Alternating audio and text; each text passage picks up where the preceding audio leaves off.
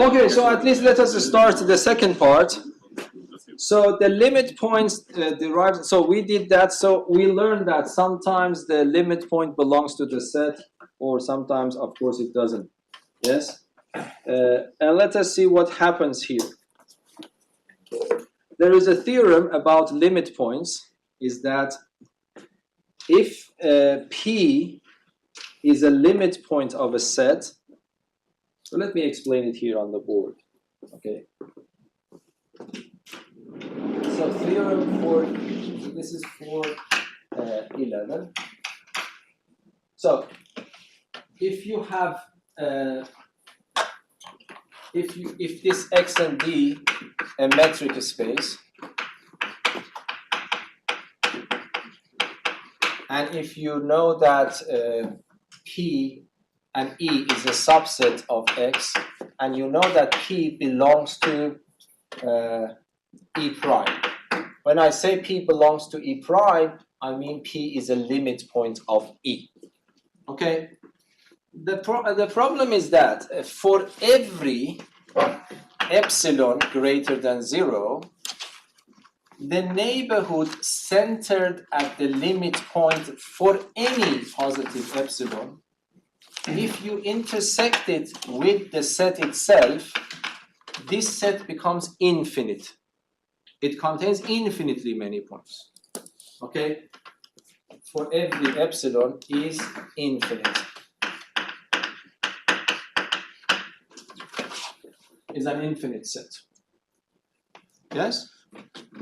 So this means that if you have a limit point, so if I want to draw a picture for you, let us say that this is X, and let us say that this is my E, and let us say that this is a limit.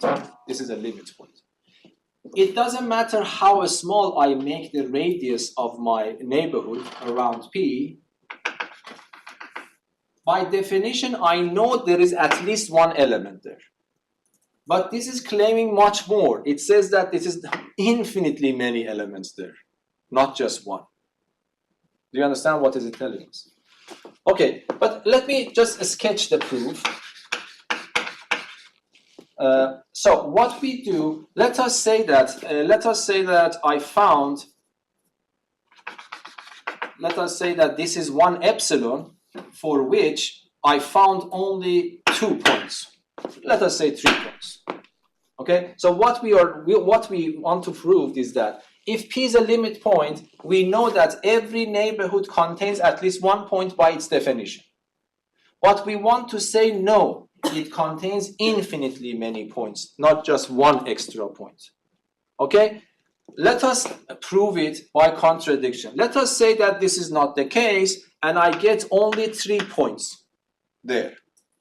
What is the contradiction? I can consider these distances, okay, there are finitely many, and choose the half of the smallest one and draw another one around that with that smaller radius.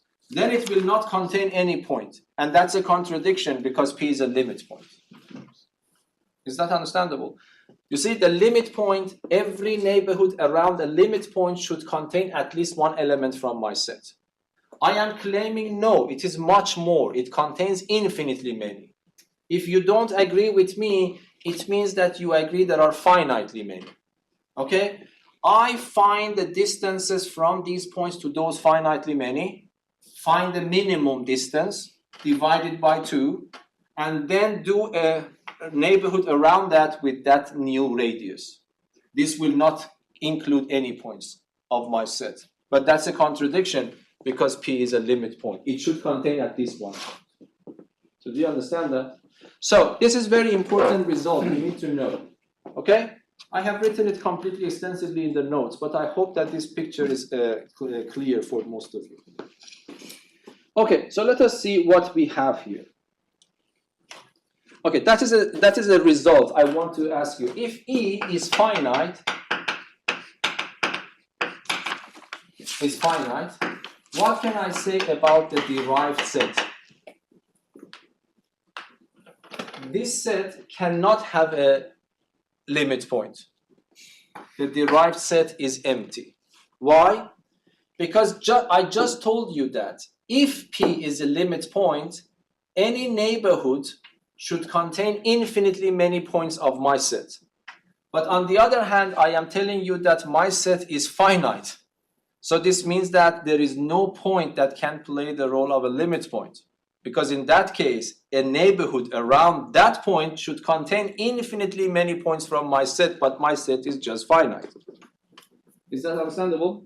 Okay. So these are the important things to remember. This one is also a good theorem. Characterization of closed sets. So for example, for the exam, you just need to know this theorem. You don't need to know the proof, okay? But of course, every now and then, you can pick up the theorems that the proofs are 2 or 3 lines to improve your skills in analysis.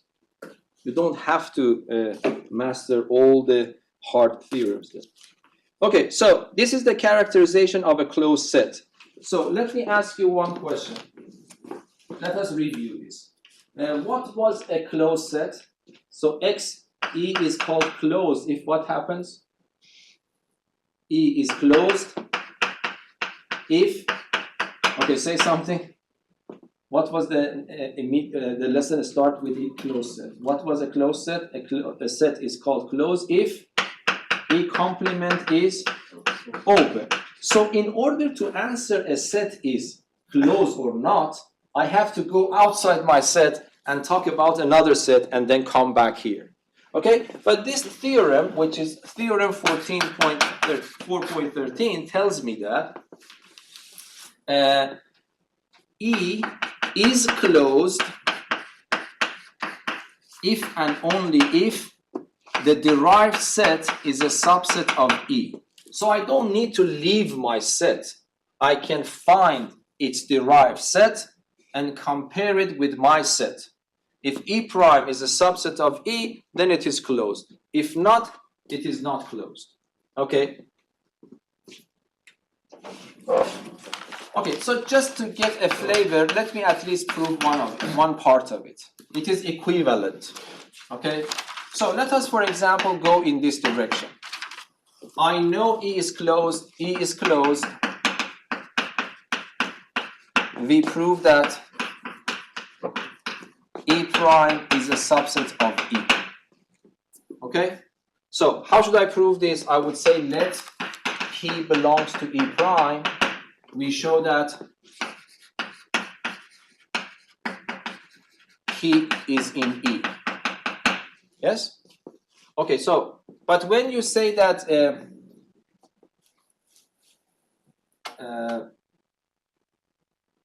so I want to prove by contradiction. If not, P does not belong to E. Yes? So P does not belong to E means P belongs to what? P belongs to E complement. Yes? But what type of set is E complement? Remember, I am assuming that E is closed. So E complement is open. Yes, E complement is open. So what does it mean? It means P is an interior point. So this means that there exists an epsilon greater than 0 such that what happens? Such that N epsilon P is a subset of E complement.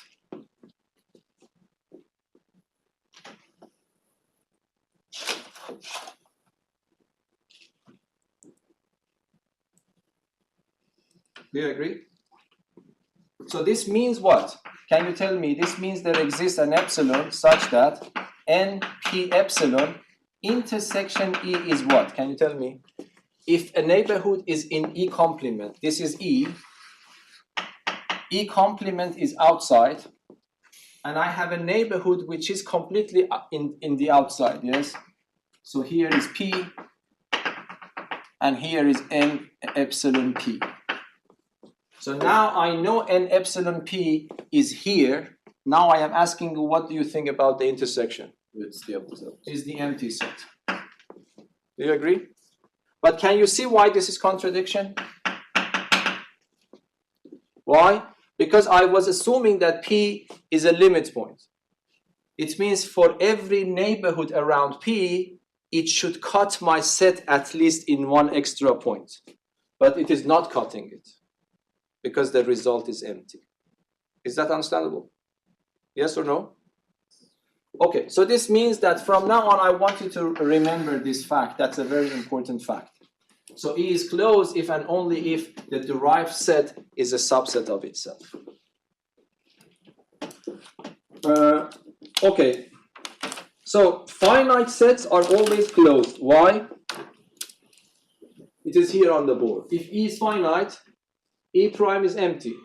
And if E prime is empty, it is definitely a subset of itself. So every finite set is closed. So remember that as well. Okay, now I want to define a new notion, and that is the closure. So 4.15, we want to talk about the closure. Closure of a set E is denoted by E bar, and it is defined to be the set union E prime. So if I put them together, the E and the derived set, what I get is called the closure of my set. Yes?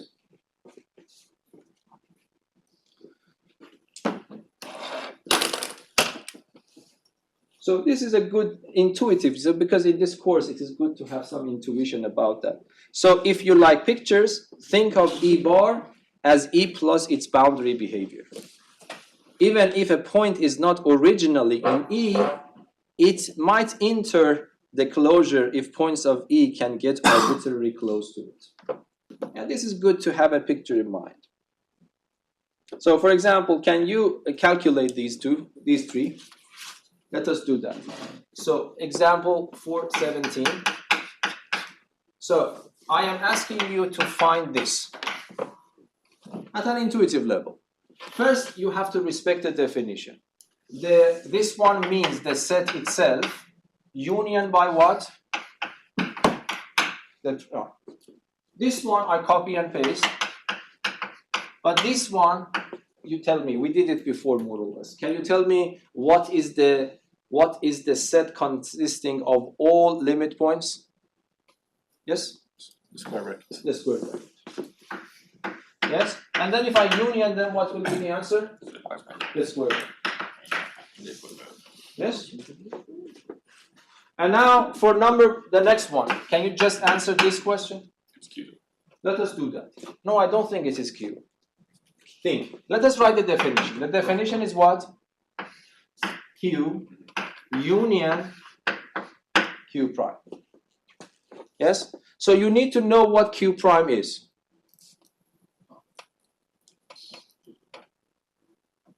Q prime, for example, is 2 in Q prime?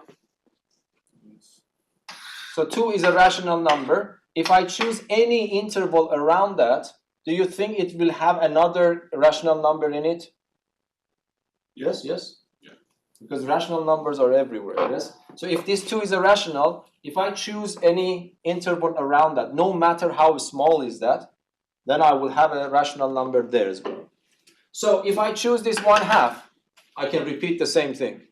If I choose the square root of 2, if I have any interval around the square root of 2, does it contain a number from the set of rational numbers? Yes. Yes. So do you see that? So can you tell me what is Q prime? So it's R. It's R. So it doesn't matter what one I choose, any real number that I choose, and any interval around that real number, no matter how small that interval is, it will definitely contain a rational number. So it means this one is R. And the union becomes?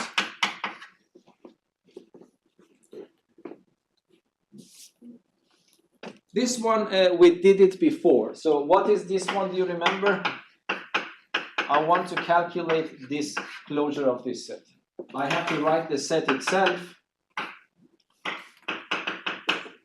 Union by its derived set. Do you remember what was the derived set? Yeah, which is 0. Just 0. So this becomes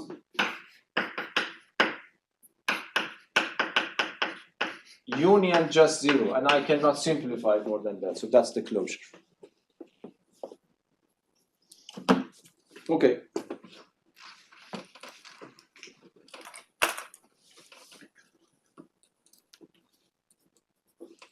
Let me see how much we are left. So this is also a very good theorem to remember. Basic properties of closure.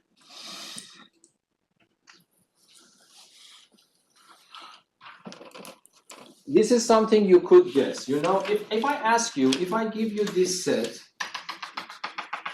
this is your set E. If I ask you to draw E bar, what is E bar? You fill in the blanks. Yes, it will fill up the blanks and inside it everything. Yes? And then it will contain the border.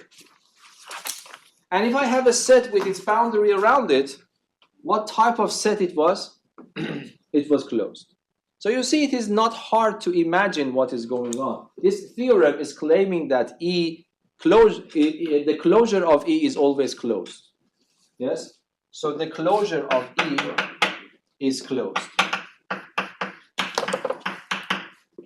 So it doesn't matter if I have a set which is not closed originally, but if I look at its closure, the closure is always closed. So let me skip the proof for the time being. If we have time, we can come back to it, okay? So these are one of those theorems that I want you to study its proof, even though I will not give it in the exam, but I want you to see because the proofs are not long, but then it will teach you a lot if you sit down and do it yourself. But if we agree with this one, which was intuitively clear, can you tell me why the second part is correct? E is closed if and only if E bar is equal to E. This one is extremely clear. If I tell you E is equal to E bar, I just told you that E bar is closed, and E is equal to a closed, so it is closed itself. It's very simple. But the other way around, why do you think the other way around is correct? So this one was obvious. So if this one, if E is closed, why E bar becomes equal to itself? Yes? Because then you have the boundary points included already, right? And we said that the... Yes, intuitively it is clear. Yeah. But this one I want to prove it rigorously. Oh, okay. The first one intuitively, the second one let us do it properly. So can you tell me why this is the case? So I know that E is closed. I want to guarantee that E bar is equal to E. Because E bar is defined to be what? Is E union E prime. But I just told you here, somewhere here, yes? E is closed, it means E prime is a subset of E. Okay? So this means that E is closed. This means that E prime is a subset of E. This is a very simple theorem in set theory. If I have two sets, one of them is a subset of the other one, and if you union them, it becomes which one? The bigger one. The bigger one. So this becomes E itself. So E bar becomes E. Is that right? Okay. And then third one, you should do it yourself as well. But for this one, you need to prove these two first. If E is a subset of F, prove that E prime is a subset of F prime, and prove that if E is a subset of F, then E bar is a subset of F bar. Okay? If these are very simple exercises. If you do these together, then more or less you are done. I want you to check these two and try to prove the third part yourself. But remember these facts. Most of them are intuitively correct, intuitively clear, but you have to know them. Okay, so this is also a terminology I want you to know. A subset is called dense if its closure is the whole space. Okay? So 4.19. So if I have a metric space, if D is a subset of X, and when I calculate the closure, sometimes it is possible that it becomes the whole space. If this happens, then we say that D is dense in the space X. So you can see one dense here. Do you remember? Here, Q bar is equal to the whole space. So this is what we say Q is dense in R. Okay? So that's an example of it. Okay, so let us skip these. Okay, the last part of today's lesson is compactness. Okay. But in understanding compactness, I have to go a little bit slower. The first thing I want to define for you is the notion of an open cover. Okay, but it's a very simple idea. So let us say that I have X and D a metric space. So this is definition 4.22. Okay. If I have a collection of open sets, if I have an index family of open sets, all alphas are open, are all open. And I have a set E, a subset set E. If E is a subset of the union of all these open sets, then this is called a cover for E, an open cover for E, open cover. So let me repeat. I have a metric space. I have a subset of my metric space. And then I have a collection of open sets, open subsets. If the union of them contains my set, this original collection is called an open cover of E. Yes? The name is very clear. So it covers it. And because all of them are open, we call it open cover. Is that right? Yes? Okay. Now, a finite subcover means what? A finite subcover means a collection of finitely many of them that still cover my set. That is called a finite subcover. Is that right? So because when I say that I have a cover and I have this index set, there is no guarantee that I have finitely many of them. It could be infinitely many of them. And that infinity, it could be even uncountable infinity. Okay? So if I have that set, if I have that collection of open sets with this property, that is called an open cover. Sometimes it is possible to choose finitely many of them, which still covers my set. If that is the case, that is called a finite subcover. Is that right? Okay. And this is the definition I want you to know for compact sets. A subset K of a metric X, a space X, is called compact if every open cover of K contains a finite subcover. Okay? So, if I have 423, so if I have X and D a metric space, and then K is a subset of X, this K is called compact. K is said to be compact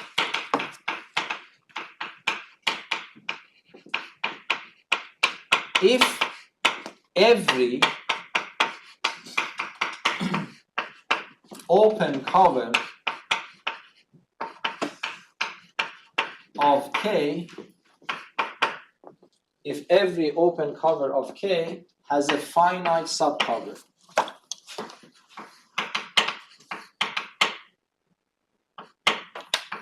Subcover for K. Okay? Let us give an example. So let me just read what I have written here. An open cover is simply a collection of open sets whose union contains the set E. Compactness stipulates that from any such cover, regardless of its size or complexity, a finite subcollection is sufficient to cover E. If that happens, we say that the set is compact. Okay? So show that this interval is not compact. Okay?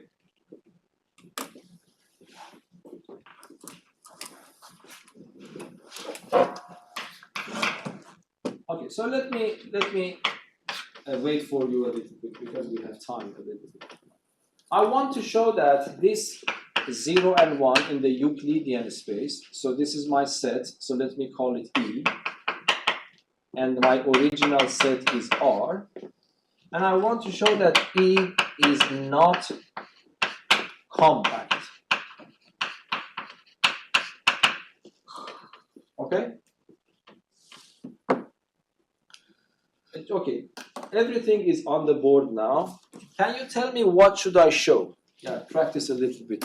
So what should I do to show that this is not compact? Let us review. A set is called compact if every open cover of my set contains a finite subcover. Okay? Now I want to show that this set is not compact. Can you tell me what I need to think about? How should I follow? How should I go forward to convince you that this set is not compact if the definition of compactness is this one in front of you? Yes? There exists Yeah? an open cover of K that has an infinite subcover. That doesn't have finite subcover. Yeah. Exactly. Is that right? So we have to show this. I want to show that this is not compact. If it is going to be compact, it means every open cover of E has a finite subcover. I want to say that this is not going to happen. So it means that I have to find an open cover for this which does not have any finite subcover for this. Do you digest what I'm saying? Is that understandable? Okay. And this is, I'm not saying it is easy, because among all covers, all open covers here, you need to come up with the one that covers this, but you cannot collect finitely many that it still covers. Yes? Okay. But this is why I don't want you to immediately come up with the solution, but I want you to follow what I am telling you as the solution. My claim is this. Okay, you have to do practice. By the way, it's not that easy for this problem. Okay, so let me define for you something like this. ON, I want to define it like this. Okay, intuitively only.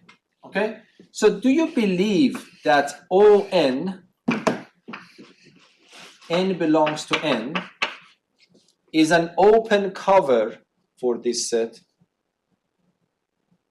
To be an open cover, everything should be open, every set should be open, which is, this is an open interval. But one thing I have to test, do you think this collection covers my set? In other words, do you believe that if I union them,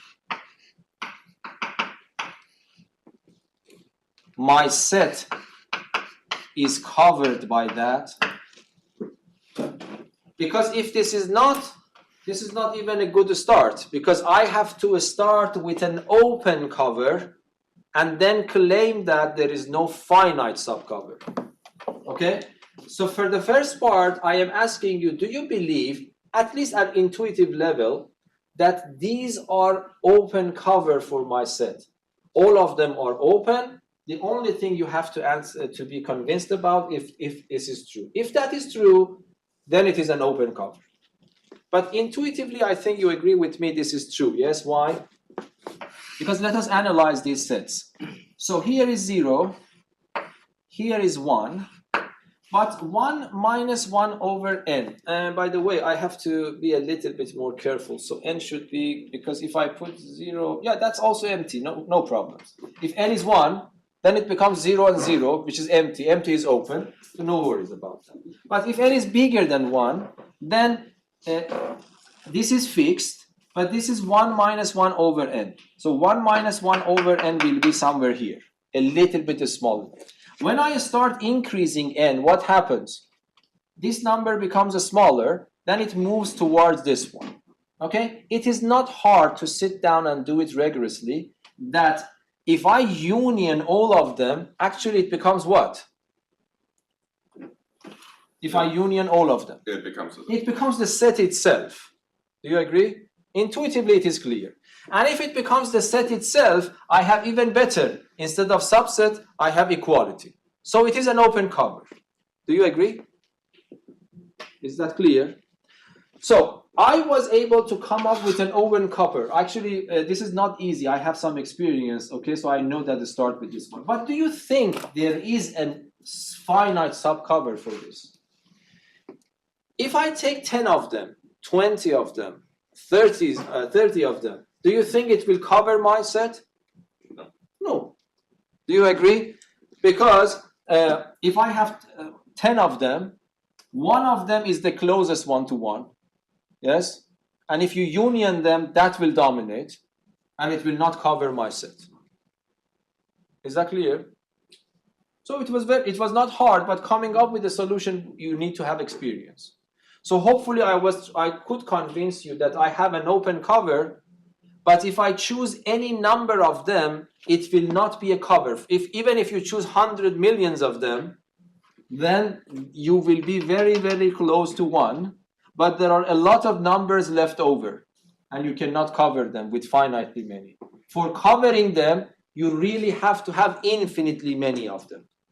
There is no finite subcover. So this means this is not compact. This set is not compact. Yes? What about the next one? Show that this interval is not compact. This is easier. We want to show that this is not compact.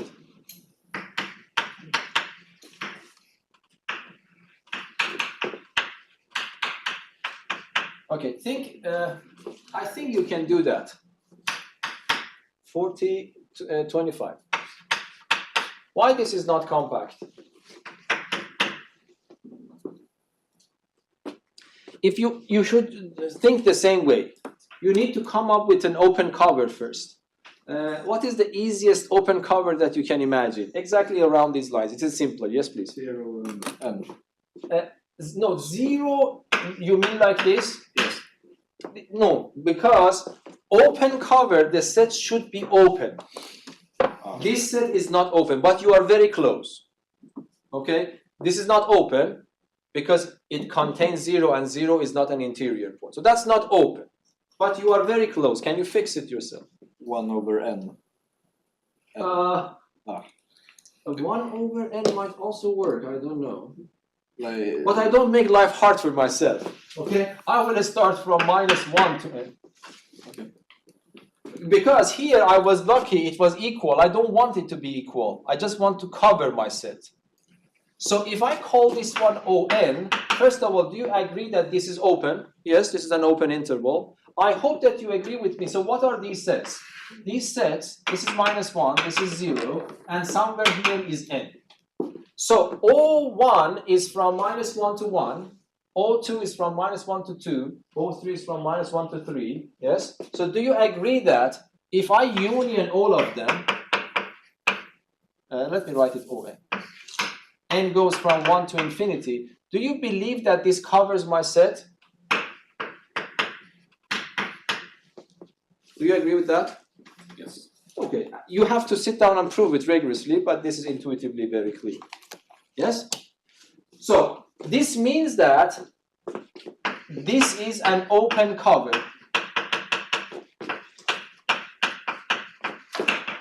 It is an open cover of 0 and infinity. It's an open cover. But do you think I can choose only finitely many of them and still cover my set? No. No, because if I choose finitely many, 10 of them, I don't know, 20 of them, there would be a largest n. Okay? And if I union them, I will end at the largest n, but the largest n cannot cover up to infinity. Is that right? So this is not compact again. Clear? Yes? So this is not compact.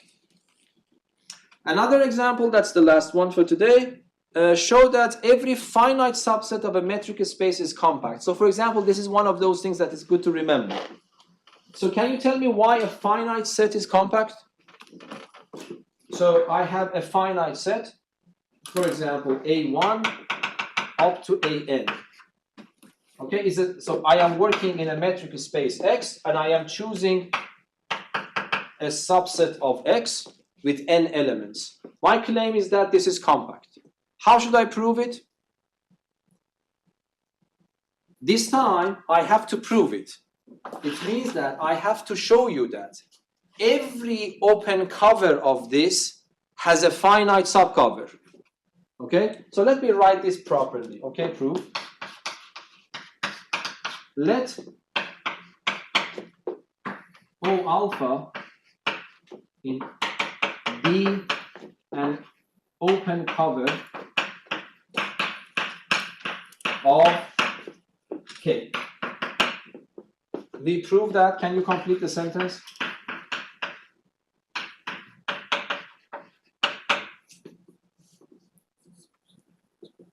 We prove that there will be a finite subcover. We prove that this cover.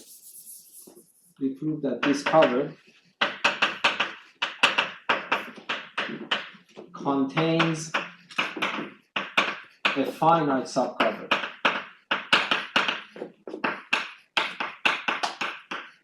Of K, for K.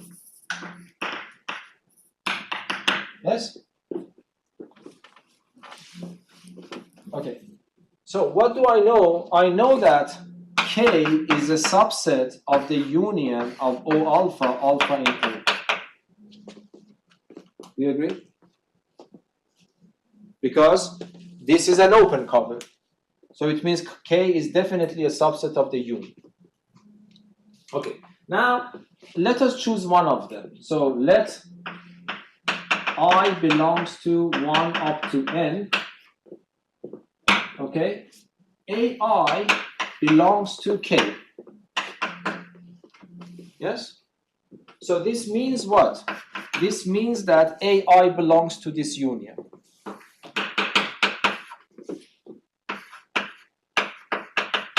But what does it mean? It means there exists an index, which I call it alpha I, in A, such that AI belongs to O alpha, alpha I.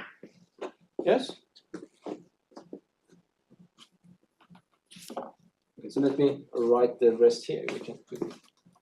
Okay, so you see, K is a subset of this one.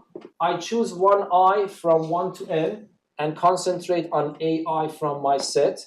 AI belongs to my set. My set is a subset of this one, so AI has to belong to this one as well. AI belongs to a union. It means AI belongs to at least one of the elements in the union. Okay, now, therefore, can you tell me what is K is a subset of what? A1 is in O alpha 1. A2 is in O alpha 2. Okay, so K becomes a subset of the union of O alpha i's, but I goes from 1 to n. And that is finite. So yeah, I hope that you are not confused because it's very simple. I have an open cover. It means every one of these elements is at least in one of them. A1 is in one of them, A2 is in another one, AN is in another one in the worst case scenario. So it means just those N1s, if I union them, it will cover everything. So it means that every finite set is automatically compact. Yes? Any questions?